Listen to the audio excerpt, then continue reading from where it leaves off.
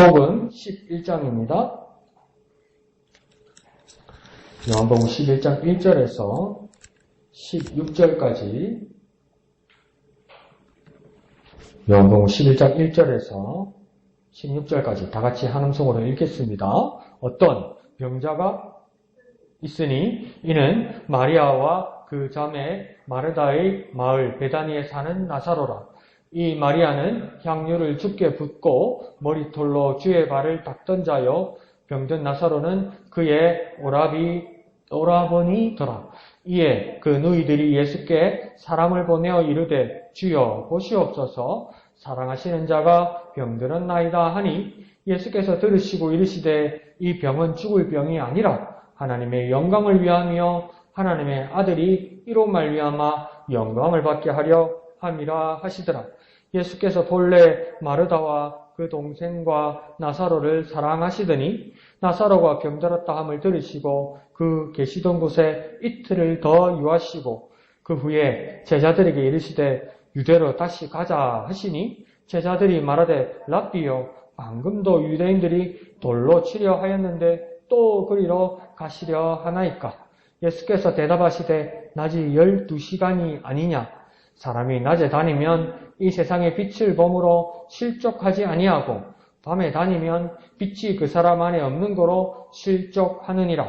이 말씀을 하신 후에 또 이르시되 우리 친구 나사로가 잠들었도다. 그러나 내가 깨우러 가노라. 제자들이 이르되 주여, 잠들었으면 낫겠나이다 하더라. 예수는 그의 죽음을 가리켜 말씀하신 것이나 그들은 잠들어 쉬는 것을 가리켜 말씀하신 줄 생각하는지라. 이에 예수께서 밝히 이르시되 나사로가 죽었느니라.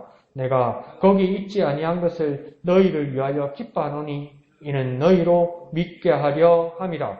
그러나 그에게로 가자 하시니 디두모라고도 하는 도마가 다른 제자들에게 말하되 우리도 주와 함께 죽으러 가자 하니라.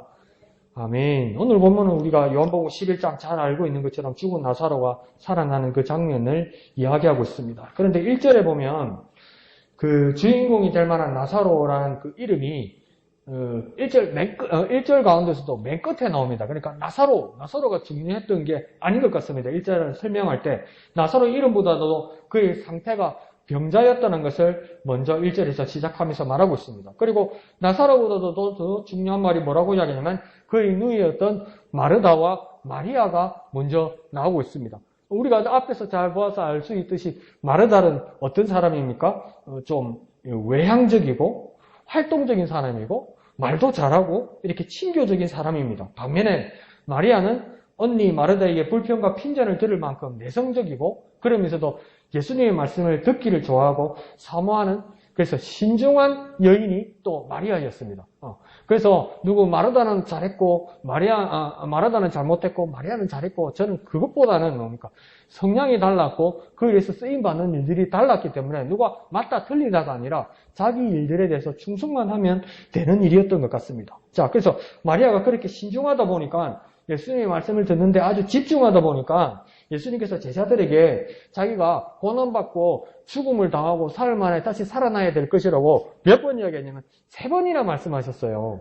3번이나 말씀하시는데 제자들은 못 알아듣거나 못 들은 척하거나 몰라 이러거나 그러면 안 되는 것처럼 이렇게 흘려드리려고 받아들이려고 하지 않았습니다. 그런데 이 마리아는 그 예수님의 말씀을 잘 듣고 있었던 것 같습니다. 그래서 2절에 보면 이 마리아가 어떤 일을 했던 여인이라고 이야기하냐면 2절에 향유를 주께 붓고 머리털로 주의 발을 닦던 자라 그렇게 말합니다. 그러니까 마리아는 왜 이런 일을 했을까? 주님의 장례를 준비하면서 회개하고 감격하던 여인이었다는 겁니다. 그러니까 아이고 웃잡고 우리 예수님 죽는다 여기서만 해도 귀한 건데 뭐냐면 감격했다는 건 뭐까지 믿은 겁니까?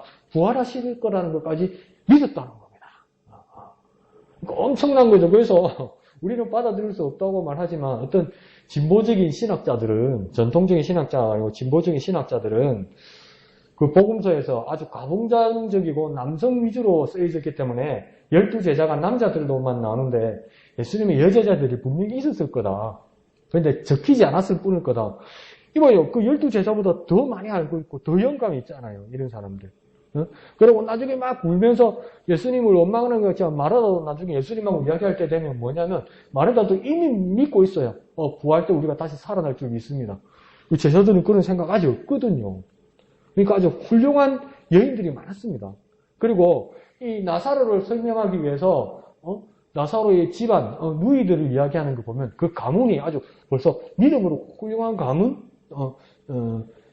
가문들이 있는 그런 집안이었다는 것이죠. 그러니까 믿음의 내력을 세우고 가정을 이끄는 것은 참 중요합니다. 그런데 우리에게 부작용이 있었던 건 뭐냐면 권위로 그냥 찍어 눌러서 이 막 교회 나오게 하고 그러려고 하다 보니까 이게 좀 어려움이 있었는데 사실은 믿음의 가정, 믿음의 내력을 세우는 것은 참 중요한 겁니다. 그게 어려운 만큼 참 중요한 것 같습니다. 그러면 그 집안은 교회 다니는 집이야. 그 집안은 예수 믿는 사람들이야. 그 집안 사람들의 말과 그 집안 사람들의 행동은 예수님 때문에 신뢰할 만한 사람들이야. 그런 것이 형성되어야 한다는 거죠. 우리 삶의 환경에서도. 그게 아주 막강하고 막중한 겁니다. 그래서 그게 어려운 게 사실이죠. 어려운 만큼 이루어낼 때 그게 하나님 앞에 큰 영광이 된다는 겁니다. 그래서 마르다, 마리아, 나사로의 그 집안은 그런 집안이었다는 것이죠. 그런데 3절에 보면 이 마르다, 마리아 누이들이 멀리 계신 예수님께 전가를 보냅니다. 뭐라고 보냈냐면 주여 보시옵소서 사랑하시는 자가 병들었나이다.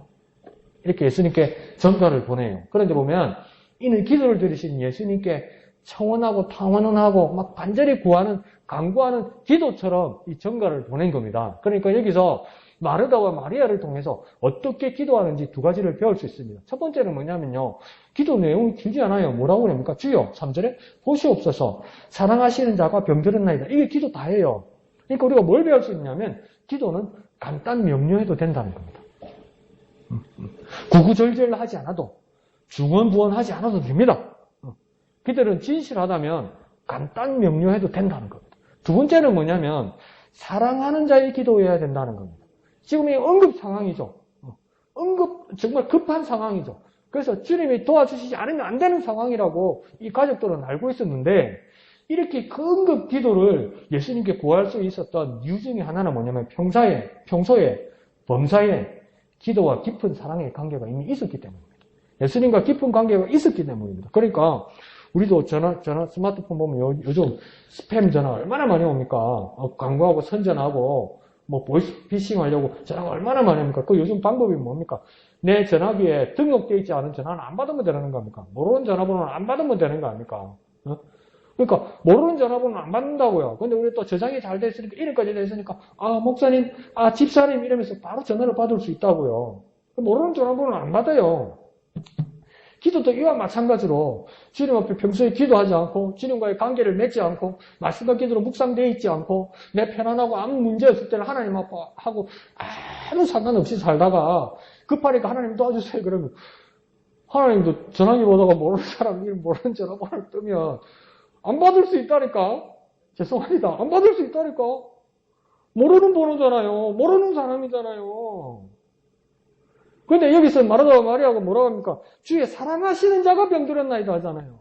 아는 자이고 아는 것과 더불어 더 나아가서 더 깊은 관계는 뭡니까? 사랑하는 자라고 이야기하잖아요. 그러니까 우리가 정말 하나님 앞에 기도하기 위해서는 평소에 범사에 기도와 깊은 사랑의 관계가 이미 있어야 되는 겁니다. 그러니까 우리가 평소에 주님과 깊은 사랑의 관계가 형성되어 있어야 됩니다. 두 가지 배웁니다. 기도는요. 간단 명료해도 됩니다. 진실하면요. 아주 간단해도 됩니다. 그러나 그보다 더 중요한 건 뭡니까? 평소에 주님과의 깊은 관계가 있어야 됩니다. 주님의 사랑하시는 자로서 사랑과의 깊은 관계가 있어야 되는 겁니다. 그리고 정신 번쩍 들죠. 모르는 전화번호 안 받는다니까. 하나님도 이게 무슨 번호야 하면서 안 받을 수 있다니까요. 기도는요. 간단 명료해도 됩니다. 그러나 사랑하는 자의 기도여야 합니다. 한번 해볼까요? 기도는 간단해도 된다. 그러나 사랑하는 자의 기도여야 한다. 사랑하는 자의 기도여야 한다. 네, 그러니까 주님과 깊은 사랑의 깊은 관계가 언제 있어야 됩니까? 평소에 있어야 됩니다.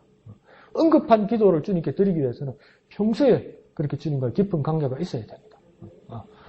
그 다음 4절에서 멀리서 예수님은 나사로의 병을 진단하고 판단하고 또 예수님께서 계획하십니다. 하나님 예수님께 이미 말씀해 주신 것이죠. 그래서 예수님께서 뭐라고 말씀하시냐면 죽을 병이 아니라 하나님의 영광을 위한 것이다. 이렇게 합니다. 죽을 병이 아니라 하나님의 영광을 위한 것이라고 말하면 첫 번째는 우리가 뭘 알 수 있냐면 낫는다, 병 고침 받는다 이 말입니다. 죽을 병이 아니라면서요. 그러니까 뭡니까? 낫는다, 고침 받는다는 뜻이겠죠. 두 번째는요. 하나님의 영광을 위한 것이라니까 죽어도요. 멸망하지 않고 하나님의 영광을 나타내는 일이 될 것이다. 설사 죽는다 할지라도 그 죽음이 멸망으로 끝나는 것이 아니라 그 죽음이 하나님의 영광을 나타내는 일이 될 것이다. 그래서 두 분을 위한 영광을 위해서 우리는 살아야 되고 기도해야 됩니다. 첫째는 하나님의 영광을 위하고 두 번째는 예수님이 영광 받으시게 그렇게 기도해야 됩니다.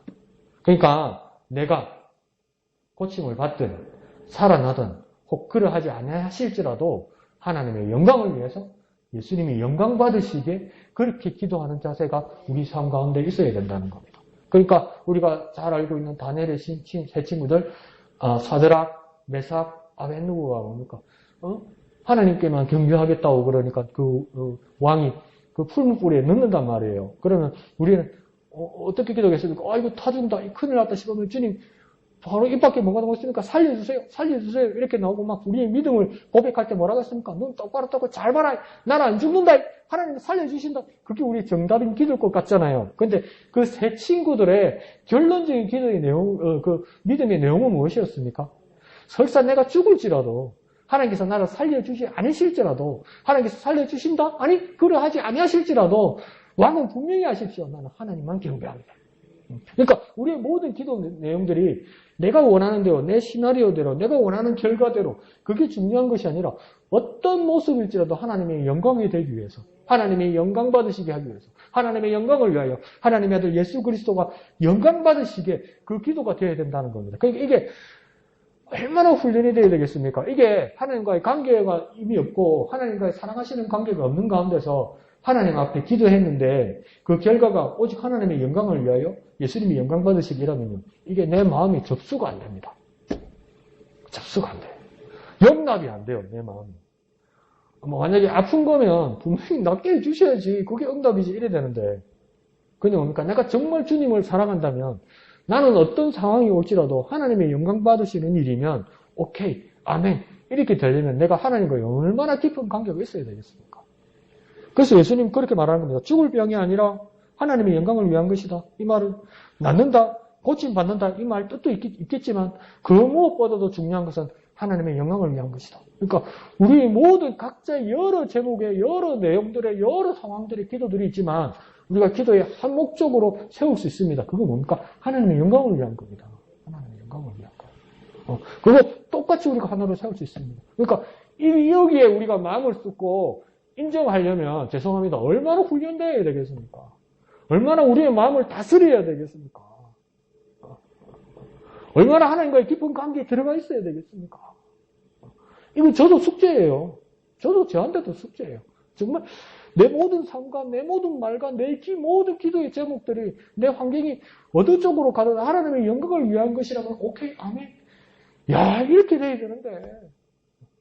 그래서 우리의 모든 기도들이 하나님의 영광을 위하여 예수님이 영광 받으시기에 그렇게 기도하는 저와 여러분 되시기를 부탁드립니다. 한번 해볼까요? 하나님의 영광을 위하여 예수님이 영광 받으시게 그렇게 기도하는 저와 여러분 되시기를 예수님 이름으로 축원드립니다. 자, 그런데요. 5절과 6절은 이상하게 연결되지 않는 말씀에 붙여두었습니다. 5절에 뭐라고 말씀하냐면 예수님이 마르다 그리고 그 동생인 마리아 그 오라비인 나사로를 사랑하신다고 이야기합니다. 그러니까 주님이 먼저 이 세 남매를 예수님이 먼저 이 세 삼남매를 사랑하신다고 이야기해요. 그러면 전거를 봤을 때 아이고야 큰일 났다. 내가 정말 사랑하는 친구들 그 가족에게 큰 일이 벌어졌다 그러면 모든 거 제치두고 막 택시 대절해서 안 그러면 앰뷸런스 타고 뭐 기차라도 끊든지 비행기라도 끊든지 빨리 오셔야 되잖아요. 그런데 6절에 뭐라고 합니까? 분명히 예수님이 사랑하시는데 즉시 가지 않고 얼마 더 계셨다고 합니까? 이틀을 더 그곳에 머무셨다. 뭘 대기하는 것처럼.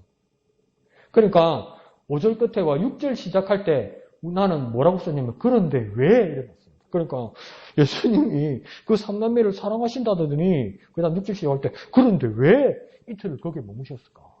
빨리 가셔야지. 왜 그렇게 가셨을까?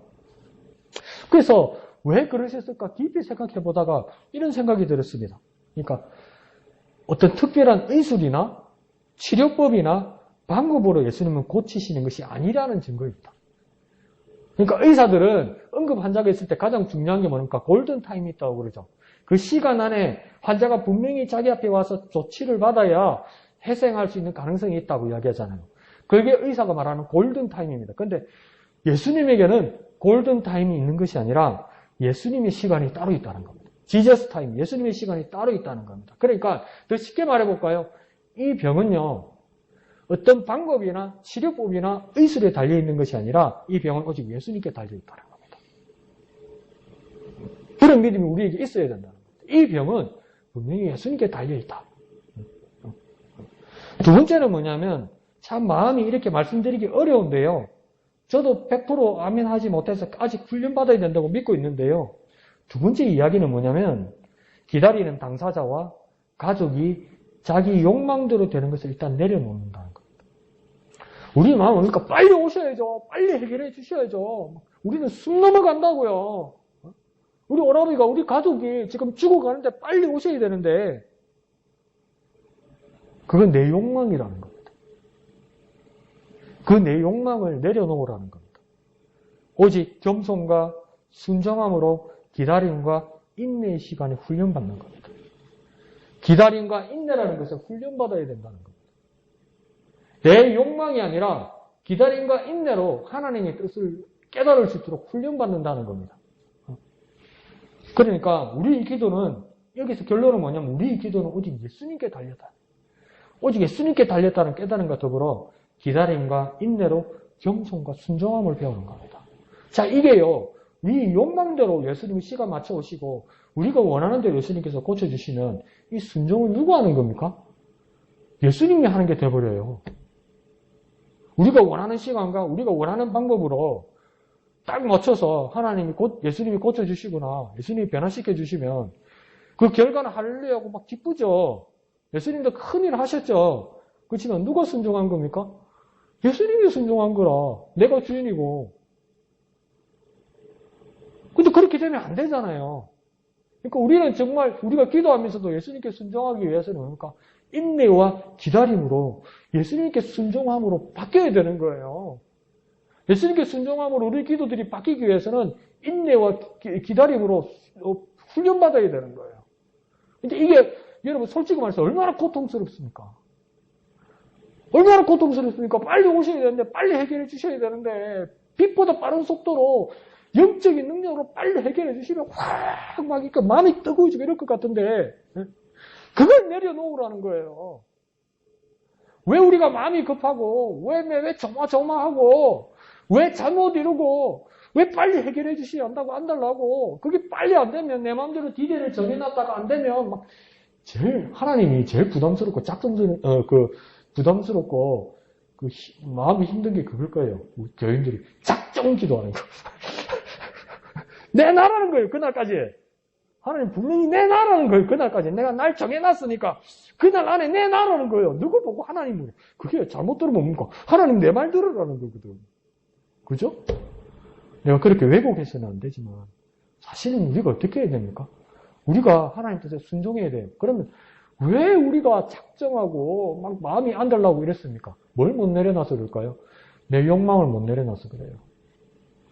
기도를 정말 열심히 하고 열정적으로 하고 목숨 걸어놓고 기도하는데 그 내 기도 한가운데 하나님의 뜻과 기다림과 인내의 순종을 받으러 오니까 내 욕망을 절대 못 내려놓는 거예요. 그러나 우리 기도들은 내 욕망을 내려놓고 하나님의 시간에 하나님의 뜻에 순종할 수 있도록 그걸 간절히 구하는 게 뭡니까? 우리 기도가 돼야 됩니다. 안 달라고 잠 못 이루고 괴로운 건요. 정확하게 우리 자신을 돌아보면 우리의 욕망 때문입니다. 우리의 욕망 때문입니다.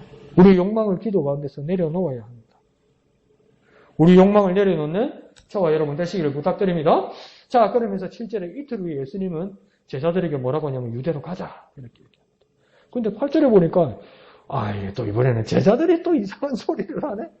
제자들에게 이제 문제가 생겼습니다. 제자들은 예수님이 유대에서 먼 곳에, 지금 유대에서 먼 곳에, 베다니에서 먼 곳에, 나사로의 가족이 있는 곳에서 먼 곳에 더 여기 있었던 이유를 제자들은 뭐라고 이야기냐면 예수님이 여기 계신 것이, 이틀 동안 여기 계신 것이 당연하다고 생각했습니다. 왜 그렇습니까? 그게 유대에 가서, 베다니에 가서 유대인들이 예수님 돌로 치료해서 예수님이 여기 도망온 걸로 생각하는 거예요. 그래서 제자들은 무서워서 예수님이 지금 베다니에 바로 못 가신다고 생각했다는 거예요. 근데 예수님이 이제 가자고 그러니까, 예수님이 걱정되는 것처럼 생각하지만 사실은 뭡니까? 유대인들이 돌로 치려는 것이 예수님께서 두려워 피신해서 도망한 것이기 때문에 제자들이 무서웠던 거예요. 제자들도 죽을까봐 다시 돌아가면 유대로. 그래서 뭡니까? 그 위험한 곳에 왜 가십니까? 제자들이 그러는 거예요. 지금 여기 있는 게 좋아요, 예수님. 나사로 가족이 중요한 게 아니에요, 예수님. 나사로 가족 돌봐주러 가다가 예수님 죽고 우리도 죽게 생겼어요. 그러니까 사실은 뭡니까? 제자들이 이렇게 구구절절하게 이야기하지만 자신들의 두려움이 들킨 겁니다.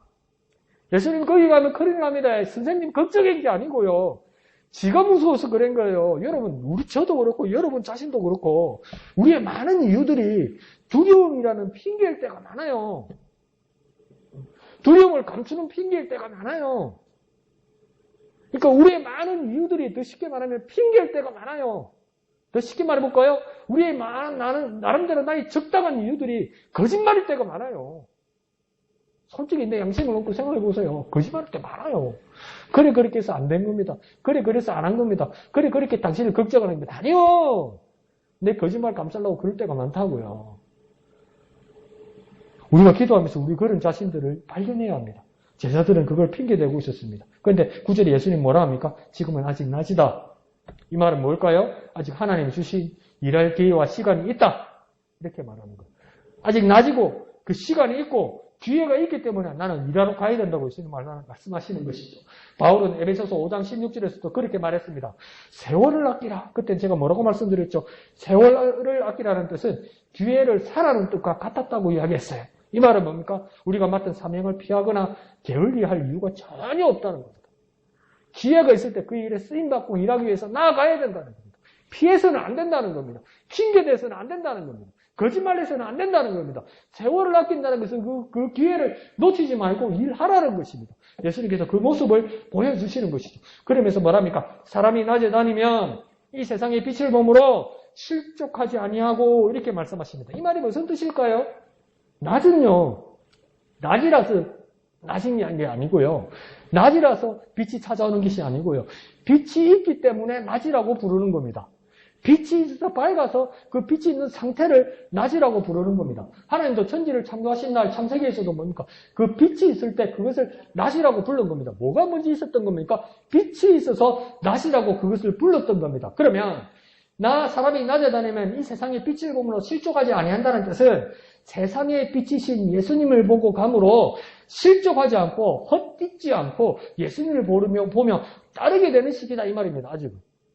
그러니까 예수님이 일할 시기고 빛이신 예수님을 바라보면 이 어두운 세상이 낮이라는 거예요. 아직은 낮이라는 거예요. 왜요? 누구 때문에? 빛이신 예수님 때문에요. 그러니까 예수님 또한 우리에게 뭐라고 말씀하십니까? 너희는 세상의 소금과 빛이라고 말씀하고 있지 않습니까? 그러면 우리가 예수님의 빛을 드러내어서 세상의 낯을, 세상의 빛을, 예수의 생명을 누리게 해야 되는 것이 우리의 사명이다 이 말이에요. 낮이기 때문에 우리가 활동하는 게 아니고 예수님이 빛이 되어서 그동안 활동하고 사람들이 구원받는 것처럼 우리가 예수님께서 우리에게 말씀해 주신 것처럼 우리가 세상의 빛이 되어서 세상 사람들에게 구원의 말씀, 생명의 말씀, 예수의 생명을 누리게 해줘야 되는 사명이 우리에게 있다는 겁니다. 그러니까 바울의 말이 맞죠. 세월을 아끼라, 기회를 사라. 그 기회 가운데서 일하라고 이야기하는 거예요. 그래서 우리의 표어처럼 뭡니까? 충성된 사람들에게 부탁하라. 이 말은 뭡니까? 사명을 받은 사람이 빛의 사자들이 되어서 이 예수의 빛을 세상에 비추어서 이 사역을, 이 사명을 감당하라는 겁니다. 예수의 빛을 가진 우리가 세상에 아직 낮음을 구원받을 때임을 증거해야 되는 겁니다. 우리가 예수의 빛을 가지고 있기 때문에 세상은 아직 낮입니다. 아직 구원받을 때가 되었습니다. 아직 구원받을 때입니다. 이렇게 증거하는 충성된 사람들이 되시기를 예수님 이름으로 축원드립니다. 그런데 10절에 예수님 뭐라 합니까? 이제 낮과 대비되는 밤이 올 때가 있을 것이다. 그때에는 하나님의 명령도 말씀도 사명도 없고 오직 두려움만 지배하고 모든 사람들이 실족하게 될 것이다. 그러면 예수님께서 지금 말씀하실 때 밤이 오게 될 것인데 지금 예수님이 말씀하실 때는 낮입니까? 밤입니까? 지금 예수님이 말씀하실 때는 낮입니까? 밤입니까? 예수님이 세상에 빛이시라면서요. 그럼 예수님이 말씀하실 때 지금은 낮입니까? 밤입니까? 당연히 예수님이 있으니까 당연히 낮이지요. 그런데 제자들은 사명 없이 빛이신 예수가 함께 하시는데도 두려움으로 밤 한가운데 있더라는 겁니다. 왜 그럴까요? 깨닫지도 못하고 예수님을 닮지도 못했기 때문입니다. 그럼 우리는 어떻게 해야 됩니까? 빛이신 예수를 닮아 세상에 빛이 되어야 된다. 빛이신 예수를 닮아야 되는 거예요. 선생님을 따라갔는데 예수님을 따라다녔는데 예수님을 닮지를 못했던 거예요. 제자들이 아직은. 그러니까 우리는 교회를 나오는데 예배의 자리에 앉아 있는데 믿은 지 몇십 년이 되었는데 교인은 맞는데 예수님을 닮았는가? 이거 확인해야 되는 거예요. 내가 정말 예수님을 닮았는가? 내가 예수님을 닮았는가? 어떻게 확인합니까? 세상에 빛이 되어야 돼요. 어두운 세상에 예수의 빛을 가지고 가서 복음을 전가하고 지금은 구원받을 때라고 확실히 보여줘야죠. 증거를 보여줘야죠. 그런 사람이 뭡니까? 예수님 닮은 사람입니다. 그런 사람이 진짜 예수님의 제자입니다. 그런 제자의 삶을 사는 저와 여러분 되시기를 부탁드립니다. 한번 해볼까요? 빛이신 예수를 닮아 세상에 빛이 되자. 빛이신 예수님을 닮아 세상에 빛이 되자. 그래서 예수님을 닮아서 세상에 빛이 되는 충성된 사람들이 되시기를 예수님 이름으로 축원드립니다. 자, 그자 11절에 예수님은 제자들에게 빛으로 이 낮에 할 일이 있다고 그럽니다. 그래서 유대로 갈 이유를 말씀해 주십니다. 11절에요. 우리 친구 나사로가 잠들었도다. 그러나 내가 깨우러 가노라. 예수님이 이렇게 말씀하신 것은 병세가 심하지 않다는 말이 아니라 병세에 비해서 예수님의 능력은 강력하고 잠자는 자를 깨우듯이 치료하고 살릴 것이란 말씀입니다. 그러니까 믿음의 눈으로 보라고 예수님께서 제안하시는 겁니다. 아무리 막막하고 아무리 절망 가운데 있을지라도 능력의 예수님 입장에서 볼 때는 잠자는 자를 깨우듯이 그 큰 능력으로 그 믿음의 눈으로 바라보라는 겁니다. 그런데 12절에 제자들은 뭐라고 이야기합니까? 나사로의 병세가 정말 잠든 것처럼 가벼운 병으로 보았습니다. 그러니 뭡니까? 깨우듯 어루만지고 위로하고 덕담 정도 하고 그러면 기운을 얻어서 기분이 좋아져서 잠에서 깨듯이 좋아질 거라고 아주 합리적으로 인간적으로 전혀 영적이지 않는 판단과 이상한 동의를 합니다. 예수님도 그렇게 할 거라고 소망의 말씀을 하고 제자들도 오케이 하는데 사실 안에 내면을 바라보면 뭡니까? 말귀를 못 알아들었어. 좋게 좋은 건데 좋은 게 좋은 건데 사실은 가만히 들어보니까 얘들이 말귀를 못 알아들었어. 못 알아들어서 아멘하고 있는 거예요. 그러니까 우리도 뭡니까? 말씀을 듣다가 큐티를 하다가도 하라면 아예 하지도 않으면서 뭡니까? 어려워요. 어려운 이유가 뭡니까? 안 했으니까 어렵죠. 한 번 보고 모르면 두 번 보고, 두 번 보고 모르면 세 번 보고. 저는 큐티 나눔하기 위해서 목요일 거 하루에 한 번씩 보면 7번 봐요. 7번 눈으로만 보는 게 아니고요. 새까맣게 써가지고 와요. 네. 제가 실력이 있는 게 아니고 뭡니까? 더 많이 보고 더 많이 적어와서 그래요. 더 많이 묵상해서 그래요. 그런데 뭡니까? 한 번도 해보지도 않아놓고 뭡니까? 모르겠다 그러고. 목사가 좋은 말 하겠지. 그러니까 그래, 알았어요. 좋아요. 지금 제자들도 뭡니까? 예수님이 한 말과 전혀 못 알아들으면서 동의한 것처럼 이야기하는 거예요.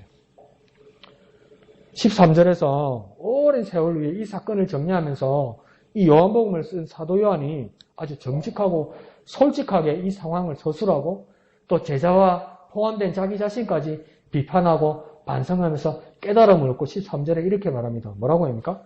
예수는 그의 죽음을 가리켜 말씀한 것이나 그러나 그들은 제자들은 잠들어 쉬는 것을 가리켜 말씀하신 줄 생각하는지라. 이 말은 뭡니까? 전혀 못 알아듣고 착각하고 있었다는 말입니다.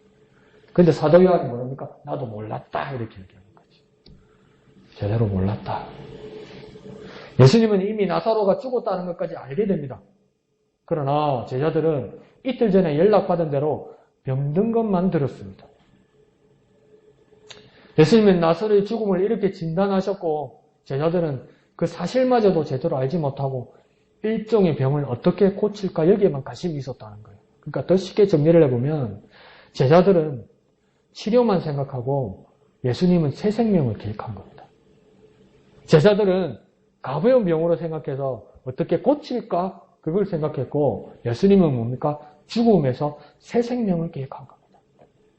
아주 차원이 다르죠. 한번 해볼까요? 제자들은 치료만 생각하고 예수님은 새 생명을 계획한다. 제자들은 치료만 생각하고 예수님은 새 생명을 계획한다. 예수님은 왜 새 생명을 계획했을까요? 죽었으니까. 죽었으니까 치료 가지고 안 되니까 새 생명을 계획한 거예요. 그러니까 우리 예수님, 우리 주님의 계획과 주님의 말씀과 주님의 능력은 그냥 능력이 있거나 어떤 뭘까요? 특이하거나 어떤 특별한 방법을 가진 귀인으로서 누구에게 어떤 조금 도움을 주거나 누구에게 조금 힘을 더해주거나 누구를 격려해주거나 위로해주거나 치료되는데 거기에서 조금 손을 더 얹어주거나 그런 차원이 아니라 완전히 절망과 끝난 가운데서 죽음 같은 상황에서 새 생명을 주시는 분이라는 거예요.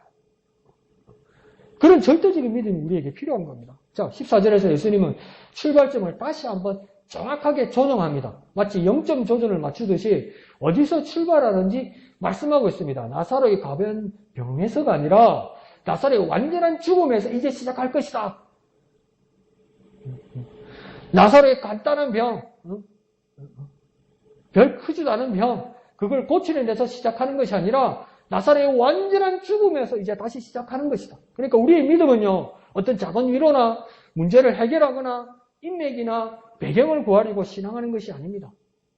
완전히 죽어서 회생이 불가능한 두려움, 어둠, 밤의 제약 지점에서 예수님께서 빛으로 오셔서 낮이라 부르시고 우리를 다시 살리시는 영광의 일을 시작하는 겁니다. 그러니까 예수님의 일은 우리에게 다시 시작하는 겁니다. 다시. 새로운 것으로 시작하는 거예요. 있는 것에서 보수하거나 무너지고 깨진 것에서 붙여주고 땜질하는 게 아니고요. 새로 시작하는 거예요. 다시 시작하는 거예요. 새로운 것으로 새 생명으로 시작하는 것이 무엇입니까? 예수님의 일입니다. 내 막힌 거, 내 깨진 거, 내 김간 거, 금간 거 메꾸어주고 채워주고 그런 예수님이 아니에요. 나의 완전히 무너진 곳에서 새로 다시 시작하고 나의 죽음 가운데 찾아오셔서 새 생명으로 시작하는 것이 예수님의 일이라는 겁니다. 그래서 15절에 예수님이 뭐라고 말씀하십니까? 너희로 믿게 하려 함이라. 나사로가 병이 났거나 죽었다가 살아나거나 그것마저도 목적이 아니라 뭡니까? 이를 통해서 믿게 하는 것이다 이렇게 말합니다. 그러니까 믿음이 목적이었습니다. 바라는 것들의 실상, 보지 못하는 것들의 증거, 이 믿음을 위해서 예수님이 다시 유대 땅으로 들어가는 것입니다. 그러니 우리는 무엇을 위해서 살아야 합니까? 예수님이 그렇게 기대하시던 그 우리의 믿음을 위해서 살아야 되는 겁니다. 우리 믿음을 위해서 살 때, 그럴 때 하나님의 영광을 위한 것이고 예수님이 영광 받으시는 것입니다. 그래서 우리는 왜 믿어야 됩니까? 하나님과 예수님의 영광을 위해서 믿어야 되는 거예요. 이 영광스러운 일을 위해서 믿어야 되는 거예요. 믿음은 좋지요. 믿음은 잘 되지요. 믿음은 돈 벌지요. 믿음은 건강하지요. 믿음은 안전하지요. 그것도 맞는데 우리 믿음의 목적은 뭐냐? 하나님과 예수님의 영광을 위해서 믿어야 되는 거예요. 예수님이 왜 이렇게 큰 일들을 하셨다고 했습니까? 왜 죽은 나사로를 살리러 가고 유대인들의 돌팔매질을 두려워하지 않고 왜 거기로 다시 돌아가십니까? 우리가 믿게 하려는 것이라면서요. 그러면 우리가 믿는 그 믿음을 통해서 우리는 뭘 드러내야 됩니까? 하나님과 예수님의 영광을 나타내야 되는 것이죠. 우리의 기도의 제목이 첫 번째 그것인 것처럼 하나님과 예수님의 영광을 위한 것이 우리 기도의 첫 번째인 것처럼 우리의 믿음 또한 무엇입니까? 하나님과 예수님의 영광을 위한 것이 되어야 된다는 겁니다.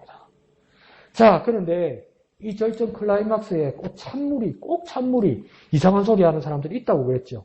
우리 오늘 본문에도 있습니다. 16절에 보면 누가 나타납니까? 디두모가랑 도마가 말합니다. 뭐라 합니까? 유대로 가자 하니까 우리도 주와 함께 죽으러 가자 이랍니다. 죽는 거 아니라니까. 아니, 죽으러 가는 거 아니라니까. 나사로를 살리고 너고 믿게 하려는 것이라니까. 도마는 여전히 두려워하고 있었습니다. 그곳에 가면 유대인들이 돌을 들고 죽이려 한다는 그 두려움이 여전히 잡혀 있었습니다. 그러니까 도마의 말은 무엇입니까? 에라이 모르겠다. 그냥 다 같이 가서 죽자. 의리라도 지키자. 모르겠다. 죽는 거 확실하다. 아이고, 인생 끝났다. 이번 생은 끝났다고 그러면서 그냥 죽으러 가자. 도마 그렇게 생각하고 있었던 거예요. 근데 예수님 뭐라 합니까? 죽는 거 아니라니까. 죽은 나사로는 살리고 그 일을 통해서 너희들은 믿는 것이고 그 믿음을 통해서 하나님과 예수님께 영광 돌리는 것이라니까. 안 맞아요. 그죠? 근데 우리 사람들이 보면 잘 안 맞아요. 왜 그럴까요? 우리는 그리스도인이라고 말하고 하나님이 살아계심을 믿고 예수님께서 나를 구원하셨다는 확신 가운데 사는 것 같지만 우리의 삶의 자리, 우리 삶의 모습을 보면 우리는요, 우리 자신을 보고 세상을 보고 바닥만 보고 살아가려 합니다. 그런데 주님은 우리에게 뭐라고 말씀하시냐면 예수님을 보고 하나님 나라를 보고 하나님의 영광을 위해서 살아가라고 말씀하십니다. 아무리 세상을 살지라도 예수님을 보고 하나님 나라를 보고 하나님의 영광을 위해서 살아갈 때 그것을 믿게 하시는 것이 주님의 목적이라고 이야기하는 겁니다. 우리의 믿음은 어디서 자라나고 우리의 믿음은 어디에 있습니까? 예수님을 보고 하나님 나라를 보고 하나님의 영광을 위해서 살아가는 것입니다.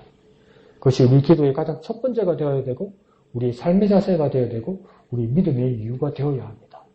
주님은 그 일을 위해서 지금 베다니로 들어가시고 나사로를 살리러 가시는 일이고 유대의 돌팔매질에도 두려워하지 않고 제자들과 함께 가는 겁니다. 죽으러 가는 것 아니고 살리러 가는 것이고 믿게 하는 것이고 하나님의 영광을 위해서 살아가는 것입니다. 그러한 삶을 살아가는 저와 여러분 되시기를 예수님 이름으로 축원드립니다. 한번 해볼까요? 우리의 믿음은 예수님을 보고 하나님 나라를 보고 하나님의 영광을 위해 살아가는 것이다. 우리의 믿음은 예수님을 보고 하나님 나라를 보고 하나님의 영광을 위해 살아가는 것이다. 그렇게 온전한 믿음 가운데 살아가는 저와 여러분 되시기를 예수님 이름으로 축원드립니다. 찬송하신 후에 다 같이